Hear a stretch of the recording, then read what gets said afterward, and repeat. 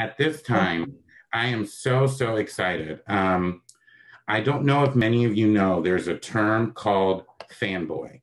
When someone gets really excited about someone, when someone is really excited to hear someone or is a fan of this person, they get really excited, they can't control themselves. That's how I get when I see what WREN does and I listen to Ann Warner. I'm going to start with a couple of things. When it comes to advocacy, education, and clarity of message, the Women's Rights and Empowerment Network, affectionately known as WREN, is one of the leaders across the state of South Carolina, and I dare to say across the country. The consistency in which their entire staff approaches the work that they do is inspiring. When you think of WREN, we think of integrity, a force of nature standing in the gap, fiercely defending and protecting women's rights in Greenville. We know how smart they are as they scooped up our very own Courtney Thomas. The driving force behind all of this critical work, and she won't take the credit, is Ann Warner. As I mentioned before I get into Ann's bio, one of the people that I have so much respect for thinks so highly and thinks the world of Ann that I was like, well, if Susan Reardon thinks so much of Ann, I need to do my research. And Susan, you didn't steer me wrong. Ann Warner has nearly 20 years of experience advocating for the rights of women and girls around the world and in the South. She is the proud CEO of the Women's Rights and Empowerment Network, WREN, a statewide nonprofit organization that is building a movement to advance the health, economic well-being, and rights of women, girls, and their families in South Carolina. As CEO, Ann mobilizes policymakers, business leaders, grassroots leaders, and citizens to remove those barriers to gender equity and advance diverse women's leadership across this great state. She leads the development and implementation of a strategic plan for statewide expansion and impact. She oversees the advocacy, education, and empowerment programs. She develops meaningful, relational-based partnerships.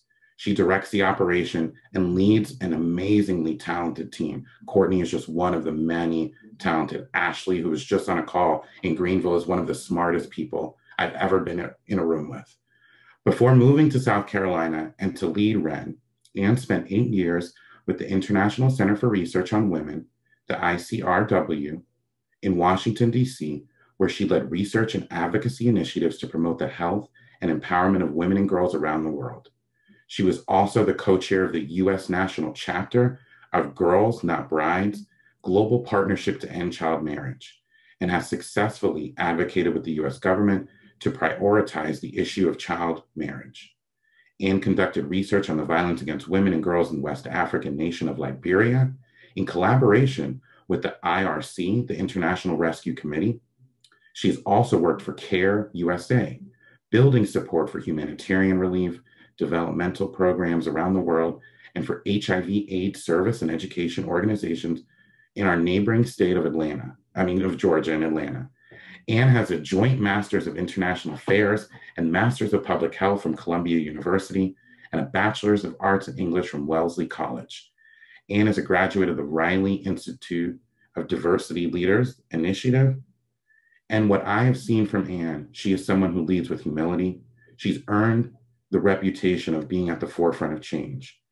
I was proud to be a small part of, and again, Susan Reardon's leadership. She was the recipient of Emerge South Carolina's Woman of the Year last year for her continued leadership and her vision and her fight for a better South Carolina. Ann, thank you so much for taking time and joining us today in Greenville. It is my pleasure, and I'm so grateful for you. I'm going to turn the program over to Ann Warner, Chief Executive Officer of WREN. Gosh, thank you so much, Eli. That is a really generous introduction. And I feel like, I'm just going to sit down and hang out now. Like, what can I do after that? I am really delighted to be with you all. I wish it could be in person. I'm in Columbia this morning in my home office. And I can't wait until I can get back on the road and be in Greenville more frequently, because I just love working in Greenville. There are so many incredible organizations and people doing really good work. And we heard from so many of them this morning, and it's really inspiring to hear and see the work that you're doing, and to see the physical demonstration of the strength of the Democratic Party in Greenville through that lovely new office. So thank you so much for giving me the opportunity to be with you all this morning. I am going to, some people like PowerPoint, some people hate PowerPoint, but you know what? It helps keep me focused. So feel free to, not look at the screen if you are anti-PowerPoint, but I am going to, it always is a little bit funky on Zoom. I always cross my fingers that this is going to work. Can I get a thumbs up if y'all can see? Yay. Thank you, Eli. I see that. Okay. So I'm going to walk us through these slides. And as Eli mentioned, Courtney Thomas is WREN's incredible director of communications. And she is, I believe, on the call this morning. So I am going to also lean on Courtney. Courtney's going to jump in when I miss something. And when we get to Q&A, I hope she will jump in. And hey, guess what? It's 2021. Whoops, we are not in 2020 anymore. I am catching up to y'all. But anyway, without further ado, why does WREN exist? And you've heard a lot of this already from the incredible speakers this morning. These are this is just a smattering of the statistics of why we need to continue to build a much stronger movement for gender justice and women's rights in South Carolina. So in a recent ranking, there are a lot of these rankings that come out from different sources. Sometimes you see we rank 44, sometimes you see 49, depending on the indicators they're looking at. But safe to say that South Carolina consistently ranks among the bottom of states when it comes to gender equity across indicators of health, economic status, educational access, violence against women, leadership, and civic participation. So we have a lot of work to do in a lot of different areas. A couple of the examples are here to show that, it's not like women in South Carolina aren't showing up and doing the work. Women are the majority of the electorate in our state. We are also, at least half the workforce, or we were until COVID kicked many of us out of the workforce. However, that's not translating into leadership. So we still have one of the lowest rates of representation in elected office in the country. And when it comes to earning and owning the economic assets that we deserve, that we are working for, we're also not on an equal footing. We're far from being on an equal footing with men in our state. And this WREN worked with Furman University, an economist there last year, to do a study on the gender and racial wealth gap. And we found that on average, women of color own less than 5 cents on every dollar owned by white men in South Carolina. So that's looking not just at the pay gap, which we'll actually get to a little bit later, but more comprehensively, what assets are owned. And that just speaks volumes about the generational barriers that are showing up and affecting the basic household economic security of families across our state, particularly that are led by women and women of color.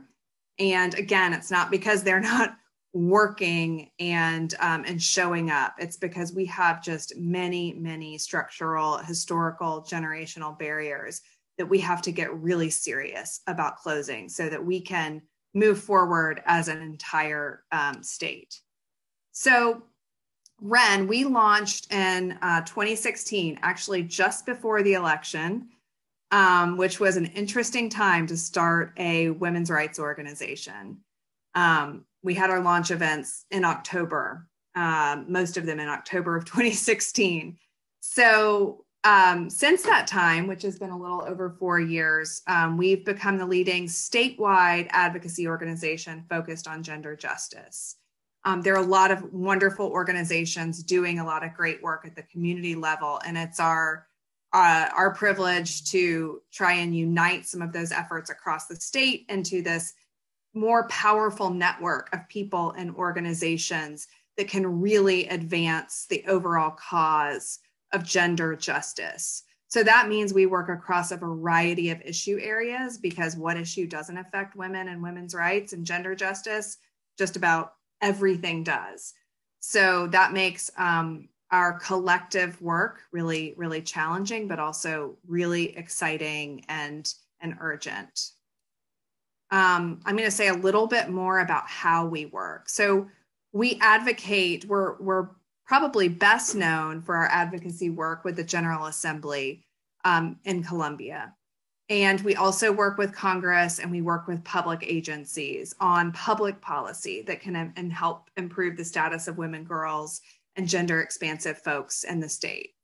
And while we can get a little bit downtrodden sometimes about South Carolina, we have seen firsthand that change is more than possible here. It is actually happening here. So we were incredibly proud to lead the advocacy effort for the passage of the South Carolina Pregnancy Accommodations Act just a couple of years ago. And y'all, that is the first comprehensive anti-pregnancy discrimination legislation that was passed in the entire Southern region. South Carolina got it done. And that was through really effective partnerships, advocacy work both inside the State House in a bipartisan way, but also really important work with our advocates across the state, with other partners outside of the state. But we were able to get that done and then build on that just last year to even strengthen that law further, to make sure that more workers in South Carolina who are breastfeeding have the accommodations that they need to be able to breastfeed on the job without discrimination, and to be able to have the resources that they need to do that. Last year, we also passed a law that it's a shame that we had to even talk about, but made it unlawful to shackle a pregnant person who is incarcerated during labor, delivery, or postpartum recovery. South Carolina was one of the last, unfortunately, to do that, but we did get that done again last year through the efforts, bipartisan efforts of many folks across the state. We also do a lot of education so that people know more about the issues, and that so they know how to act in support of the issues that they care about. Advocacy 101 trainings, so that people know more practically what they can do to take action. We have an annual statewide summit, and we typically have a regional summit every year as well. Of course, this year has been different. Everything is virtual. And Courtney Thomas leads that summit, as well as all of our communications and our social media campaigns. And she's just killing it out there on social media. If you're not following us, please do. And we'll show you the tags and handles that you can follow. We also do research. I mentioned the wage gap research, public polling. There's a real gap in terms of just knowledge of the barriers that women are facing. I mean, we know, we see it, we live it, but really having the numbers to show that, and then also the research to show what's working and what needs to be done better, is a gap that we're trying to fill. And then we engage people throughout the state, people like you all. We have a database of 40,000 or so folks, and we mobilize those people to take action, to give them the tools that they need to be able to advocate with their lawmakers and with other leaders in their communities. So we try to make it real easy for people to take action. And we have a lot of different kind of creative mobilization campaigns that involve history and art and photography. And we really like to be creative in how we do advocacy. It doesn't always involve showing up in the State House steps with a sign. It doesn't always involve calling your lawmaker. It can be having a photography project that shows, how these issues are showing up for your neighborhood and your community members. And it can also be celebrating the accomplishments of all the incredible people who've come before us, and making sure that we have more awareness of those accomplishments. And then we build coalitions, which are absolutely crucial to the work that we do. No one organization can actually sort of fulfill our ambitious mission. So we work with other coalitions. These are just a couple of them that we are very actively involved in. A regional coalition called the Southeastern Alliance for Reproductive Equity, and our state-based coalition called the South Carolina Coalition for Healthy Families, which focuses a lot on reproductive health rights and justice, a huge issue in South Carolina, as you all know. And then I want to highlight a particular issue because hopefully y'all have heard that this week we recognized Equal Pay Day. Equal Pay Day was March 24th, and that is the day that's recognized nationally to call attention to the fact that it takes the average woman working full-time until late March, to earn what the average man working full-time would have made by the end of the year. So that's an extra 3 months of work.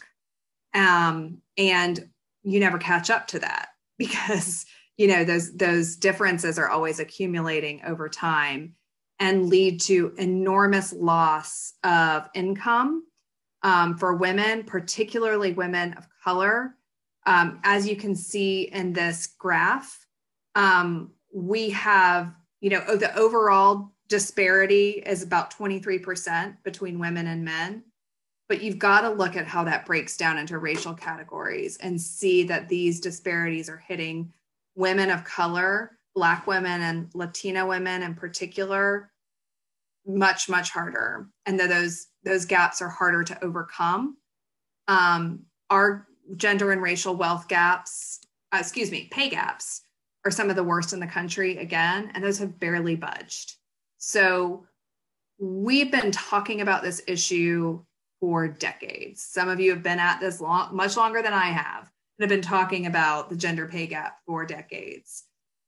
And we had some, great movement on this with the Federal Equal Pay Act back in the 60s. But you know what? that was a big improvement, but we have a lot further to go. That on its own is not sufficient. So when we start talking about solutions, I'm sorry for how many words there are on this slide. This is a lot, but I'm just going to hit the highlights. We have bipartisan legislation. This is one of WREN's priority pieces of legislation. H3183 and S514, we have the same bill in both chambers, introduced both with bipartisan support. The Act to Establish Pay Equity is the name of the bill. And what this would do is update that language that was used in the Federal Equal Pay Act to provide more clarity, and just simply saying that jobs that are similar should be paid similarly.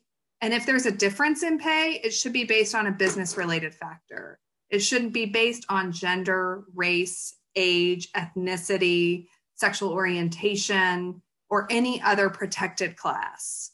So the bill is broader than gender. It covers all protected classes and really, it tries to address the intersectional ways in which people can be disadvantaged in the workforce. And it's not always that employers are intentionally or trying to systematically discriminate, but they're using outdated policies, laws, and attitudes, frankly, to dictate how they're doing recruiting, hiring, and promoting within the workplace. So having stronger legislation to clarify those rules and regulations will help employees, and it will also help employers. The bill also adds more protections. So, for example, not allowing an employer or prospective employer to require an applicant to report their previous salary or wage history. Because if you think about it, that's really the best way to perpetuate discrimination, is by asking people to carry that from job to job to job to job over their career. And it's not fair, and it's really not helpful. And so making that unlawful is something that municipalities have done and some states have done. The city of Columbia and Richland County now don't allow salary history to be asked. And it's a real trend that we see a lot of momentum behind. So that's part of this bill. It also asks employers, no, it doesn't ask, it would require employers to provide some transparency on the salary or wage range for a job posting. And also makes it so that you can't be retaliated against if you're talking about your salary on the job, or if you're otherwise exercising your rights under the law. So legislation is a really important way to move forward. Our law in South Carolina is way outdated, and there are too many ways to get around it, and it just doesn't have teeth. So we need to prioritize getting this legislation a hearing and getting it moving in the House and the Senate. And you can help us take action on that, and I'll get to it. I want to, again, lift up my brilliant colleague, Courtney Thomas, who arranged a whole campaign on this past week, working with our partners across the state. We have a petition and we have a business sign-on letter, and we can provide the links to both of those for y'all in the chat if you individually would like to sign on, and or if you have a business that you would like to sign on to that letter. It's really important that we show that employers are behind and supportive of this kind of legislation. It doesn't have to be scary. We also had a social media toolkit and a really cool video that our brilliant colleague, Maya Ward, created to show the support behind this bill, and also to use like those big Publishers Clearinghouse type checks to show what women are owed from the South Carolina legislature across the state. For example, Black women are owed about $900,000 because that's the amount of lifetime earnings that they are losing through the pay gap. So there's a link there. I'm not going to pull it up because I know something's going to mess up on me, but would love for y'all to check that out on your own time and follow us on social media to do that. And then we also do education with just regular folks around the state, as well as with employers. And we had a couple of interviews this week with an employment attorney, Sheila Willis, and also with Representative Wendy Brawley, who's our lead sponsor in the House on the pay equity legislation. And then this is just a little screenshot of a 2-page resource that we created. Again, this is really for employers to encourage them to take action on closing the pay gap, and what are some practical things that they can be doing voluntarily to make their workplaces more inclusive, more fair, and the kind of places where women want to work and they want to stay because they know that they're being treated fairly. And we have compiled some of those practices from our own experience as a small organization, a small nonprofit organization, continually trying to improve our practices, as well as from what others in our state and beyond are doing to voluntarily close these gaps. Because it really is going to take both public policy, but also the many, many businesses in our state taking this more seriously and showing that they're taking action. So that resource is up on our website as well. I want to quickly talk about our other, we have a lot going on at the State House right now. And you all probably know that we are quickly approaching crossover. So crossover is April 8th, and that is the point at which if your bill hasn't passed one chamber, then it's not going to happen until January of next year. So we're 2-year session. We're really racing to the end of this first year. And if it doesn't mean that if something hasn't passed one chamber, it's dead in the water, but it does mean that the time for that to move through both chambers and through the entire process is much tighter next year. So we are working against the clock here to get movement on our proactive policies. This isn't even all of them, but these are the main ones that we're working on. I've talked about the Act to Establish Pay Equity. We need a hearing on that bill. ASAP. And we are pushing to get that. And our lead sponsors are pushing that. Pressure from you all will help. We have also been working on a bill to get access to paid leave for state employees. This is for upon birth or adoption of a child, because right now that is not a benefit that state employees have. And this would be a huge step forward. A big part of our workforce in the state is state employees. And we need to be providing them what they need to be able to not only work, but take care of their families. Nobody should have to choose between an income and taking care of a new child. So it's a really good, strong bipartisan bill, and we hope it paves the way, that it'll pass, and it'll pave the way for private employers to also take stronger action on paid leave, and for us to be able to do more in a public policy to make that a mandate. The Pharmacy Access Act is on the Senate floor and pushing to get that over the line before crossover. That would make it so that pharmacists can prescribe and dispense contraceptives without somebody having to go to their OBGYN. So if it's a self-administered contraceptive, the pill, the patch, the ring, you can go to your pharmacist and get that without having to go through your doctor. Or if you have an injectable, the pharmacist can give that to you right there. So it really would increase access to contraceptives in South Carolina, which would be hugely helpful for people being able to, be healthy, to be able to participate as much as they want to in their education and their professional development, and just have more control over the timing and spacing of parenting, which is a fundamental human right. We've also been working on a bill to increase action on Black maternal mortality, which is also an enormous problem in South Carolina. And so this bill has passed subcommittee in both chambers and would basically create a stronger study committee to look at the issue and make very specific recommendations for how we decrease Black maternal mortality in South Carolina. And I am going to skip over Female Health and Wellness Act because I'm not sure that I can totally cover that one. Courtney, jump in for me if you can. But another equal pay bill, which is very important, is a bill that would make it unlawful to provide sub-minimum wages to people with disabilities. So it's current practice in South Carolina that you could pay somebody below federal minimum wage if they're a person with a disability. That is unfair. It is an issue of equity and justice, and it's a practice that absolutely needs to end.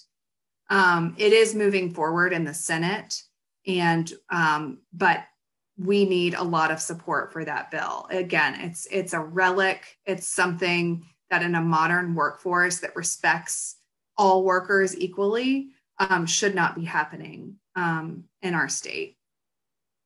So that's the proactive. I'm sure there are probably questions. I can't really see the chat right now, so I'm going to keep motoring through and we'll look at the chat, and happy to take questions on these when I wrap this up, which I'm getting close to. Of course, there's also defense work. So a big part of our mandate is trying to stop bad, harmful bills from passing. After many years, the 6-week abortion ban, S1, did pass through the legislature and was signed by the governor, as you all know, the first bill to pass the legislature. Shows you where their priorities are. Thankfully, it has been blocked by a federal judge. There's been a temporary injunction placed on this law, so it cannot be enforced. The access to abortion still stands. Now, we have all the access to abortion, which wasn't phenomenal before, but people can still seek the care that they need across the state of South Carolina. And so that case will probably we'll see what the state does if they decide to appeal and take it up to the next level, but that's going to take a long time. So for now, that law is blocked from being going into effect.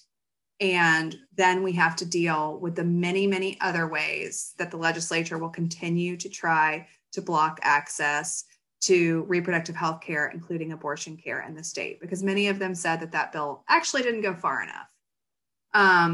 So that fight continues, both, from a legislative standpoint, as well as within the judicial branch.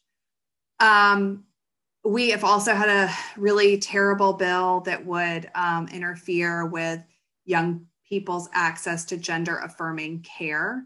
That was introduced just last month, and there's been a lot of attention to that bill. It's incredibly harmful and problematic, and we're firmly opposed to that.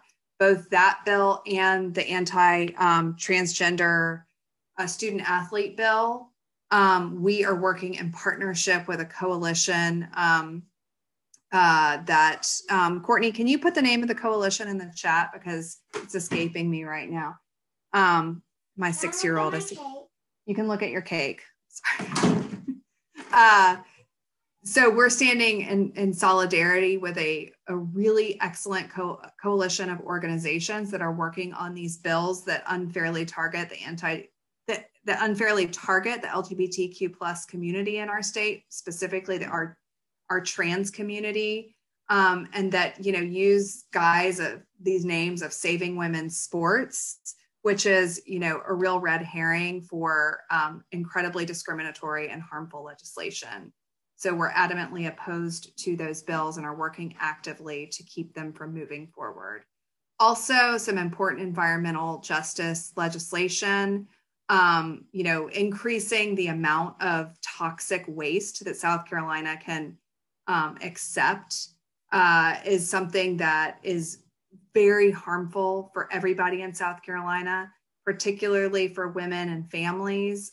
The health impacts of melting plastics are tremendous. And so we are standing in opposition to this bill, working with our partners in the conservation and environmental justice community, and trying to increase education and action on that. So that's a little snapshot of our defense slate for now. Things pop up all the time, but those are the highlights, or the lowlights as they were. We are also working over the coming months. Right now we're really focused on the State House as well as Congress, because that's what's hopping right now. But we're also going to be working on some more research and advocacy on the impacts of COVID-19 and solutions to many of the issues that women in particular and caregivers have faced related to job loss, disruptions in access to childcare, disruptions in access to healthcare, and how those are really affecting women and people of color the most in South Carolina, and what we can be doing and should be doing to ensure that we have a COVID response and recovery that is long-term and that centers women and people of color. That is central in what South Carolina is doing. And we're certainly a long way from that right now. We continue to do advocacy training and skill shares on a lot of different topics with partners and folks around the state. And we would love to work with any of you all who would like to work with us to bring a training or a skill share so that we can really get into more of the practical side of legislative advocacy, and also on organizing, movement building, and a lot of the other facets of our work that are kind of growing edges of our work that we'd love to share with you all and learn from you and the work that you're doing. There are lots of ways to get involved. If you're not part of our network, please go to our website, scwren.org. Of course, our work depends on financial contributions of individuals. Our work is powered by donations. So if you are able and willing to make a financial contribution, we certainly appreciate you, and you can do that on our donate page. We also have a take action page, which will channel you into the issues that you may care most about. Again, our social media channels are a great way to follow our work because there's too much to continually update our website on, and we don't want to barrage people's inboxes on a daily or sometimes multiple times daily with everything that's happening at the State House and in our communities. So our social media channels are the best place to kind of follow the work in a more detailed way. And I would like to invite all of you to text. You can take your phone and you can text join WREN to 52886 right now. And that will get you put into our network, and we'll be able to keep you in the loop, keep you engaged. And you can always reach out to me. This is my email address, and Courtney Thomas as well. So that's an overview of WREN, why we do what we do and what we're up to. Our movement is only as strong as the people who show up and take action. And so we really want to hear from you all about what are the issues that are most important to you. How can we help you get more involved? How can we help amplify the issues that you care about? And how can we work more effectively together?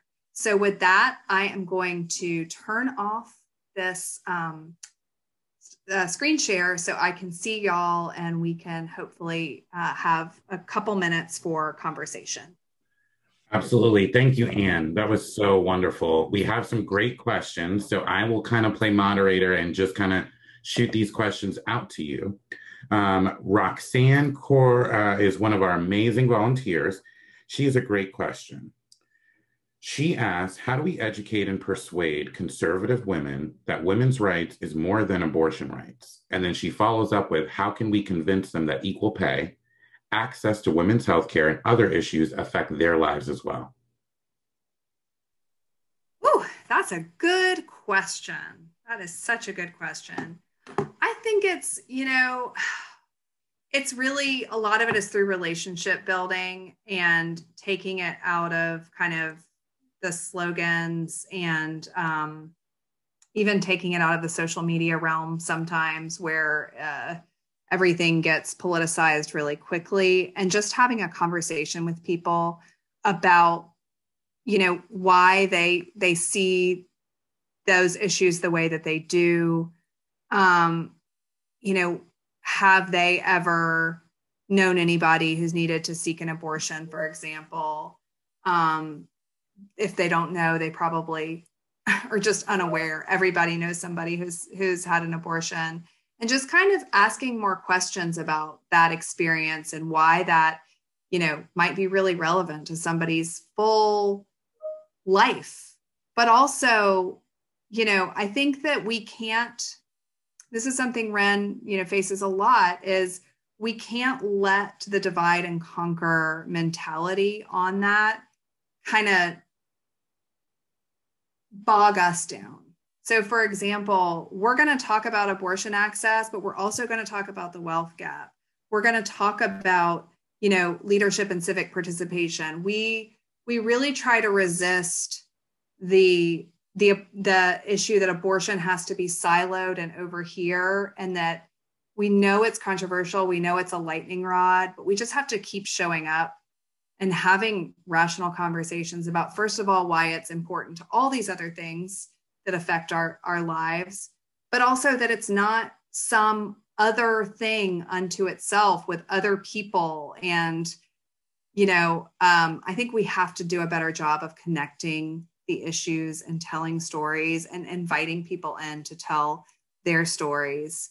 And I 100% welcome anybody's ideas and thoughts and creative approaches to that, because I think it is a real challenge. And if I had it figured out, believe me, I'd be doing it. But I think it's something we need to get better conversation and dialogue around. So Roxanne, you've got ideas, please. That was a wonderful answer and a great question, Roxanne. Thank you for that. I have a great question. what specific advocacy steps can we take to push the Pay Equality Act? And do you feel like there's a real hope this can pass in South Carolina? Absolutely. I feel there's a real hope that this can pass in South Carolina. It won't pass if we just sort of let it sit there. It won't. It's going to take a real push from a big swath of our community. And that's going to have to include business leaders who talk about that this is important for, modernizing South Carolina's workforce and attracting and retaining workers. And then it's going to have to come from advocates and voices like you all and from all corners of the state. So the link to signing the petition, Courtney, you already did it. Okay, perfect. I'm just gonna put that back down here because I know there's a lot of traffic in the chat. So nope, that's not it. Courtney, sorry, could you put that link to sign the petition back in the chat so that it's accessible? Thank you. Please sign that petition and let us know if you have ideas of conversations with people in your community that you think we would be interested in coming together on this topic a little bit more. We'd love to brainstorm with you on that and kind of find new ways of breaking through some of the noise at the State House, because let's be honest, there's a lot of noise. There's a lot of stuff going on that is not positive and that doesn't help people live healthier, more prosperous lives.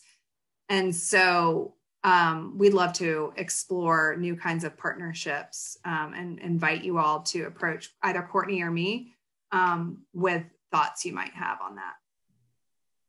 Awesome. And then I have another question, and I will open it up to some more. Can you talk a little bit about how you see the role of childcare and the lack of funding? Because it's not that we fund it, it's actually we lack of fund it. Amanda, this question is partially for you, my friend. Yes. Talk about how you how that's a challenge for you to talk to legislators and explain the importance of that integral piece of what I call infrastructure, because I feel like that community infrastructure.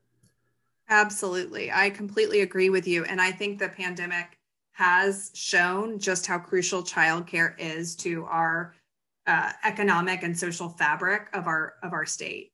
So if we don't have access to safe, affordable, quality childcare, women can't work, or they can't work as much as they would like. It is such a barrier. It's not only for women, but women do most of the caregiving. And so it's particularly detrimental in terms of women's participation in the workforce. And that is not optional for most families. It is not optional for, for one or both people to work in a household. 2/3 of households in South Carolina have at least one female breadwinner. So if we're not able to have access to childcare, we're not able to work as much as we want.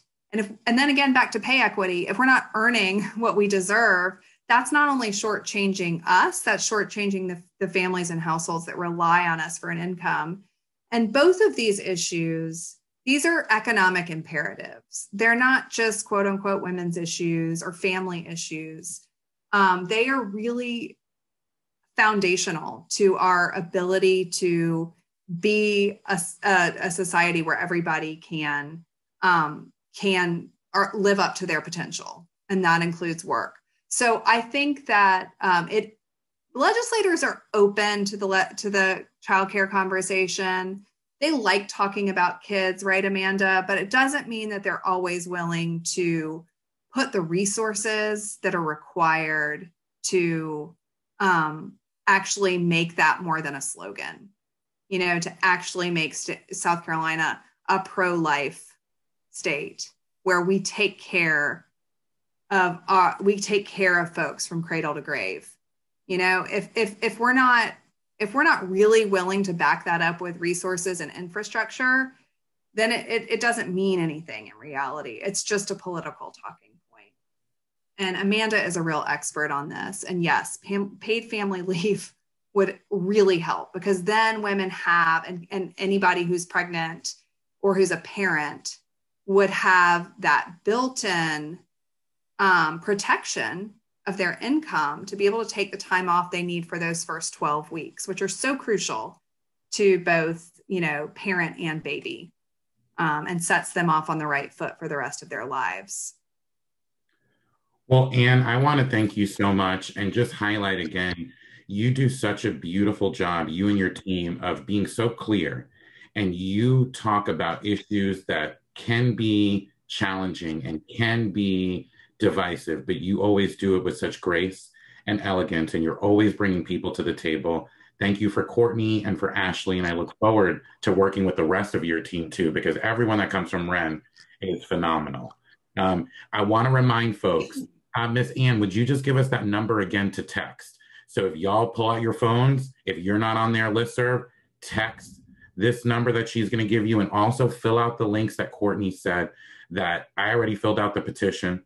While Courtney was down there, I already went on there. Fill out that petition and make sure we get our voices heard. Yes, text join WREN to 52886. And Courtney put it in the box. And that's a great way to get into the hopper with us. And then we'll keep you engaged and informed. But also, please don't hesitate to reach out to us. We love to hear from folks about, what you need, what you feel is important to your neighbors, families, and community members, and love to work with you. Thank you again, Anne. And y'all, this is an organization where resources need to be put. So yes, I am an organizational leader of the GCDP, but if you have extra money, support WREN. If you have extra time, support WREN, because it all matters. And thank you so much again. You're phenomenal, just phenomenal.